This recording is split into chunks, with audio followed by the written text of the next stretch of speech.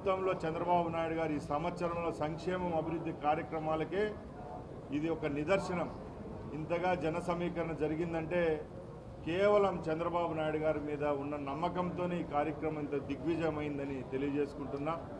అలాగే ఈ మహా కార్యక్రమానికి విజయానికి కృషి చేసిన శాసనసభ్యులైతేనేం, ఎంపీలైతేనేం, మంత్రులైతేనేం, తెలుగుదేశం పార్టీ క్యాడర్ అందరికీ మరొక్కసారి మన ఉమ్మడి కడప జిల్లా నాయకుల తరపున, ప్రజల తరపున ధన్యవాదాలు తెలియజేసుకుంటూ, అలాగే మనం చంద్రబాబు నాయుడు గారికి కడప అంటే ఒక భరోసాను చూపించాం కాబట్టి నిన్న వేదికపై నుంచి చంద్రబాబు నాయుడు గారు రాయలసీమ అలాగే ముఖ్యంగా కడప జిల్లాకు సంబంధించిన ఏ కార్యక్రమాలు ఈ 4 సంవత్సరాల్లో చేస్తామని చెప్పారో అవి తప్పకుండా ఒక భరోసాగా రేపు 4 సంవత్సరాల్లోనే ఈ కార్యక్రమాలన్నీ పూర్తి చేస్తే వచ్చే ఎన్నికల్లో కూడా ఇప్పుడు 7 వచ్చాయి, రేపు 10కి 10 వచ్చేదానికి ఒక ఆస్కారం ఉంటుంది.